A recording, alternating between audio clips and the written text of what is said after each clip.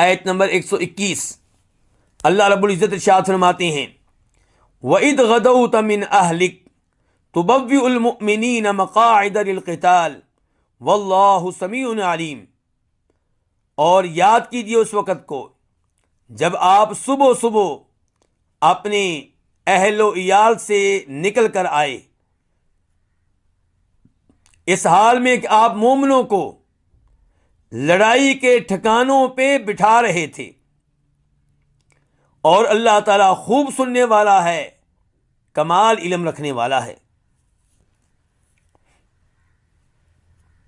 وَإِذْ غَدَوْتَ، واو کا معنی اور، عید کا معنی جب، اور اس سے پہلے ایک فعل مقدر مانیں گے اذکر، یاد کریں اس وقت کو، یاد رکھیں اس وقت کو۔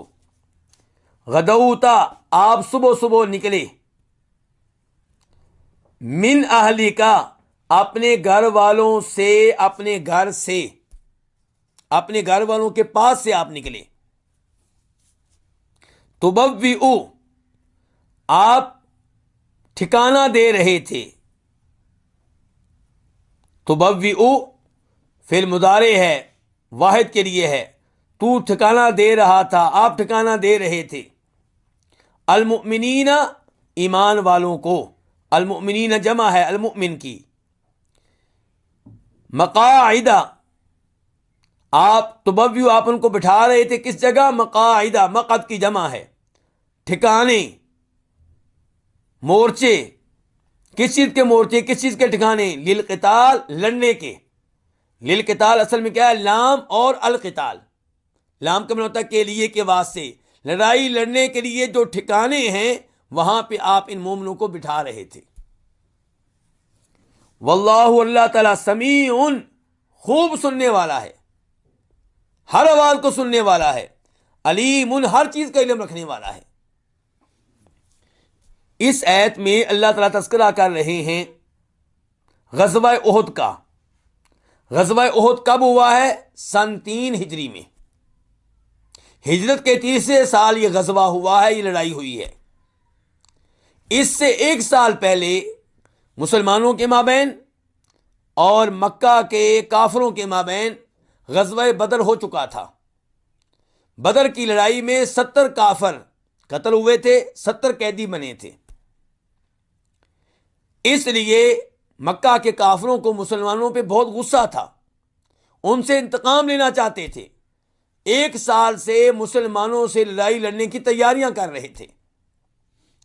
تو ہجرت کے تیسرے سال وہ ایک بڑا لشکر لے کر آئے، لشکر کی تعداد تھی 3000۔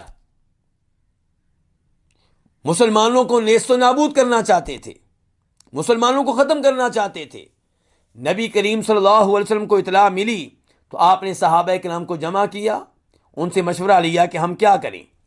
کچھ لوگوں نے کہا کہ ہم مدینہ میں رہ کر ان سے مقابلہ کریں، مدینہ میں رہ کر مقابلہ کریں گے تو یہ گھر ہمیں قلعہ کا کام دیں گے، ہم ان میں محفوظ ہوں گے، ہمارے بچے، ہماری عورتیں بھی ہماری مدد کریں گی۔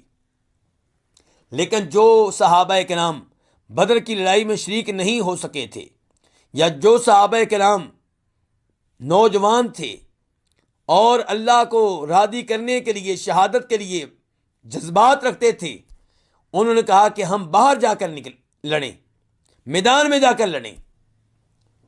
نبی کریم صلی اللہ علیہ وسلم نے ان صحابہ کرام کی بات مانی جن کا مشورہ یہ تھا کہ کہاں پہ لڑا جائے؟ باہر جا کر لڑا جائے۔ حالانکہ ذاتی طور پہ نبی علیہ السلام کی خواہش یہ تھی کہ مدینہ میں ہی لڑائی کی جائے، لیکن آپ بڑے عظیم قائد تھے، آپ نے اپنی پرواہ نہیں کی، آپ نے صحابہ کرام کی رائے کو ترجیح دی، ان کے مشورے کو فوقیت دی۔ چنانچہ 1000 لوگوں کو لے کر آپ احد پہاڑ کی جانب نکلے۔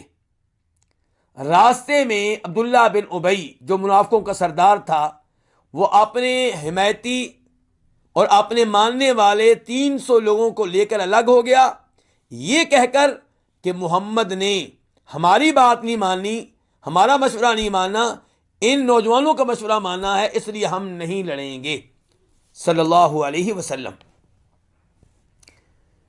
یہ 300 کون تھے؟ منافق، جو بظاہر مسلمان تھے، کلمہ پڑھتے تھے، لیکن دلوں میں کیا تھا؟ کفر تھا۔ جب یہ راستے سے الگ ہوئے، اس کا نقصان یہ ہوا کہ چند سچے مسلمان بھی ان کے پروپگنڈے سے متاثر ہو گئے، وہ بھی پریشان ہو گئے، ان کا ایمان بھی کمزور ہو گیا، انہوں نے بھی ارادہ کر لیا کہ ہم بھی میدان چھوڑ دیں، ہم بھی لڑائی سے بچ جائیں۔ اللہ نے ان کا تذکرہ آئندہ آیت میں کیا ہے، لیکن اللہ نے ان ایمان والوں کو جو ان 300 منافقوں کی وجہ سے پریشان ہو گئے تھے اور سوچنے لگ گئے تھے کہ ہم بھی واپس چلے جائیں، اللہ نے ان کو حوصلہ دیا، ان کو ہمت دی، ان کو توفیق دی، اور انہوں نے جہاد میں حصہ لیا، وہ میدان چھوڑ کر نہیں گئے۔ 300 جب منافق چلے گئے، باقی مسلمان کتنے رہ گئے؟ 700۔ یہ 700 مسلمان اوت پہاڑ کے قریب میدان میں، وادی میں پہنچے، اور وہاں پہ نبی کریم صلی اللہ علیہ وسلم نے مسلمانوں کو ان کے مورچوں پہ کھڑا کیا، بٹھایا، اس لحاظ سے کہ آپ نے احد پہاڑ کو مسلمانوں کی پشت پہ رکھا، اور مسلمانوں کے پیچھے چھوٹا سا ان کے چھوٹا سا پہاڑ تھا جسے جبل رمات کہتے ہیں، تیر اندازوں والا پہاڑ، بعد میں یہ نام پڑا۔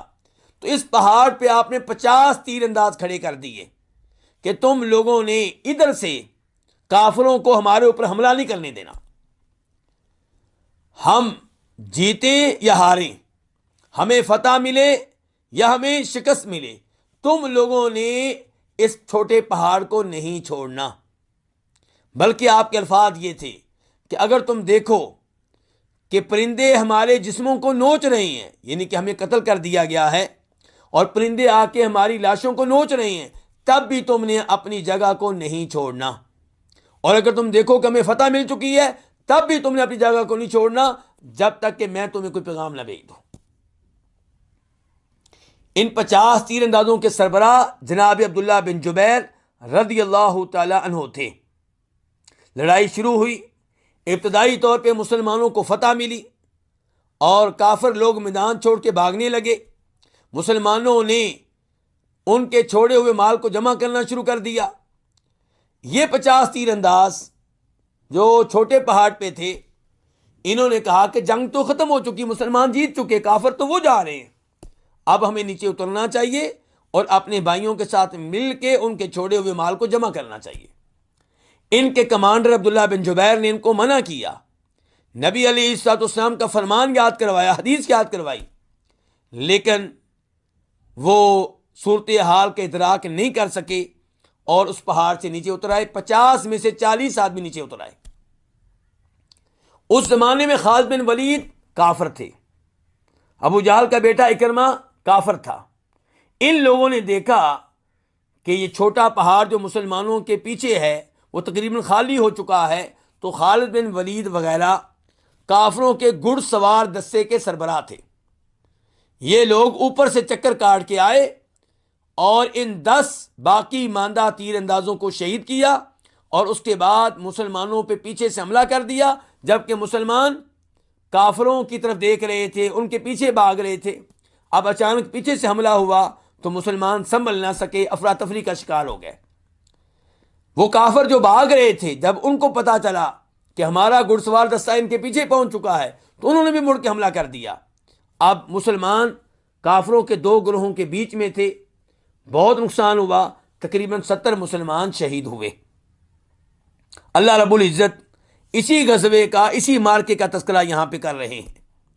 اللہ تعالیٰ کہہ رہے ہیں، اور یاد رکھو اس وقت کو جب آپ نکلے من اہلی کا، اپنے گھر والوں کے پاس سے، اس حال میں کہ آپ مومنوں کو لڑائی کے ٹھکانوں پہ جگہ دے رہے تھے، بٹھا رہے تھے۔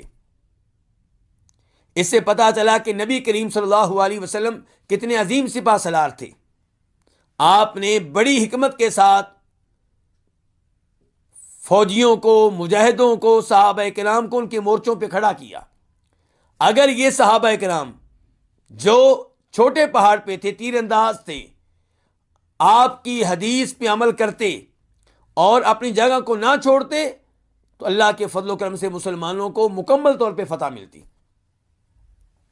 لیکن ایمان والے ہونے کے باوجود انسان تھے، اس لیے نبی علیہ الصلوۃ والسلام کی اس حدیث پہ صحیح معنوں میں عمل نہیں کر سکے. اس کا نتیجہ کیا ملا کہ مسلمانوں کو شدید نقصان کا سامنا کرنا پڑا. اللہ رب العزت یہاں پہ کہہ رہے ہیں کہ یاد کریں اس وقت کو جب آپ اپنے گھر والوں کے پاس سے نکلے اس حال میں کہ آپ مومنوں کو لڑائی کے مراکز پہ، لڑائی کے ٹھکانوں پہ، لڑائی کے مورچوں پہ بٹھا رہے تھے، جگہ دے رہے تھے. مجاہدوں کو اللہ نے کیا قرار دیا؟ مومنین. اس سے پتہ چلا کہ احد کی لڑائی میں شریک ہونے والے لوگ صاحب ایمان تھے، وہ صاحب ایمان جن کے ایمان کی گواہی اللہ نے عرش کے اوپر سے دی ہے. اب اگر ان میں سے کسی ایک کے ایمان میں کوئی شک کرے، ان کا کوئی مذاق اڑائے، ان پہ تہمتیں لگائے، تو وہ اللہ رب العزت سے دشمنی کا اعلان کر رہا ہے، کیونکہ یہ تو اللہ کے ولی ہیں، یہ تو اللہ کے محبوب بندے ہیں، یہ تو اللہ کے مقرب بندے ہیں. اگر کوئی ان کو مرتد قرار دیتا ہے کہ یہ بعد میں مرتد ہو گئے تھے، وہ اللہ رب العزت کے اس کلام میں شک و شبے کا اظہار کر رہا ہے، کیونکہ اللہ جانتے ہیں کہ آئندہ کیا ہونے والا ہے. اللہ نے ان کو صاحب ایمان قرار دیا ہے، بلکہ اللہ رب العزت ایک اور مقام پہ فرماتے ہیں لقد رضی اللہ عن المؤمنین اذ یبایعونک تحت الشجرہ فعلم ما فی قلوبہم. اللہ مومنوں سے راضی ہو گیا جب وہ ایک درخت کے نیچے آپ کے ہاتھوں پہ بیعت کر رہے تھے، اور اللہ نے ان کے دلوں کی کیفیت اور ان کے دلوں کے حالات اور ان کے دلوں میں موجود ایمان کو جان لیا. تو اللہ گواہی دے رہے ہیں کہ یہ سچے مومن تھے، یہ سچے مسلمان تھے، یہ نبی علیہ الصلوۃ والسلام سے سچی محبت کرنے والے تھے. اگر کوئی ان کو مرتد قرار دیتا ہے تو وہ قرآن کریم کی ان آیات کے ساتھ کفر کا مرتکب ہو رہا ہے. اللہ تعالیٰ فرماتے ہیں واللہ سمیع علیم، اللہ خوب سننے والا ہے، اللہ ہر بات کو سنتے ہیں، اور اللہ اس گفتگو کو بھی سننے والا ہے جو آپ ان صحابہ کرام سے کر رہے تھے، جن کو آپ مختلف مورچوں پہ، ٹھکانوں پہ جگہ دے رہے تھے. اللہ سن رہا تھا جب آپ تین اندازوں سے کہہ رہے تھے کہ اپنی جگہ نہیں چھوڑنی. علیم، اللہ ہر چیز کا علم رکھنے والے ہیں. اللہ کو یہ بھی معلوم ہے کہ اللہ کے رسول نے کیا تعلیمات دی، اور اللہ کو یہ بھی معلوم ہے کہ صحابہ کرام میں سے کس کس نے آپ کی تعلیمات پہ مکمل کیا اور کس سے کوتاہی ہوئی، کس نے اس معاملے میں کمزوری کا مظاہرہ کیا. سب چیزیں اللہ کے علم میں ہیں.